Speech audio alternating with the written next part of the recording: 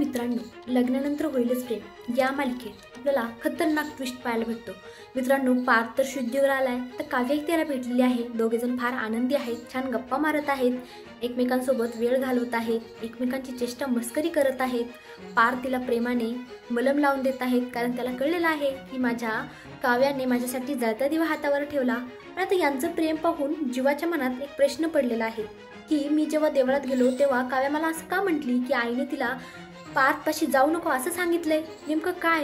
जर काव्या माझ्या पार्थ दादासाठी एवढं सगळं करते, ज्या मुलीने माझ्यासाठी एवढं न करता ती मुलगी चक्क माझ्या पार्थ दादासाठी स्वतःचा जीवही द्यायला तयार आहे, स्वतःला झुकून द्यायला तयार आहे, तर माझी आई असं का वागते? मग तो आता मनात विचार करतो की मी माझ्या आईला याचा जाब विचारायला हवा।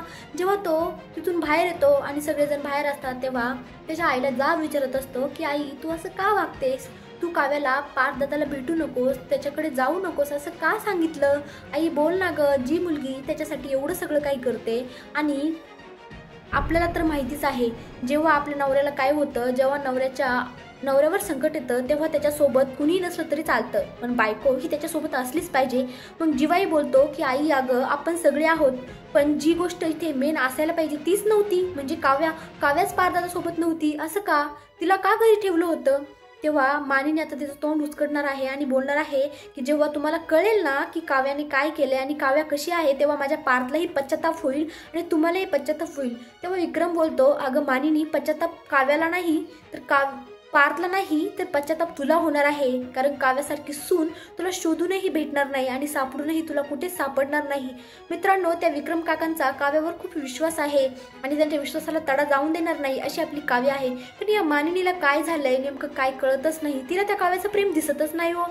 काव्या बिचारी एवढी पार्थसाठी कष्ट करते, एवढं त्याची काळजी घेते, त्याच्यावर एवढं जीवापार प्रेम करते आणि तिचा खोटेपणा तिचा पवित्रपणा सिद्ध करण्यासाठी जीवाची तडफड करते, पण ह्या मानिनीला दिसतच नाही।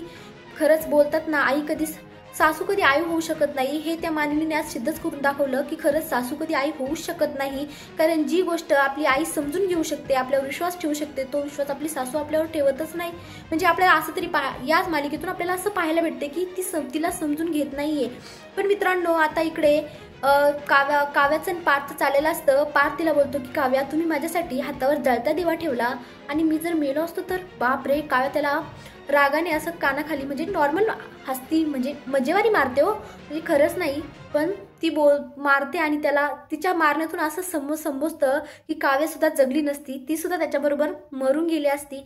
म्हणजे तिच्याकडे पाहून, त्यांच्याकडे चेहऱ्यांकडे पाहून असं वाटतं। तर इकडे आता जीवा सांगतो की अगं आई तू ज्या मुलीला दूर ठेवलंस त्याच मुलीने आज आपल्या पार्थ दादाला वाचवलं। तिने चक्क हातावर जळता दिवा ठेवला होता पार्थ दादाला वाचवण्यासाठी, आणि तेव्हा सगळ्यांचे डोळे उघडणार आहेत। आणि तेव्हा आता विक्रम मानिनीला प्रश्न विचारणार आहे की मानिनी, आता सुद्धा तुला काव्यावर विश्वास नाही का? आता तरी तुला वाटत नाही का की काव्या खरंच आपल्या पार्थसाठी योग्य आहे?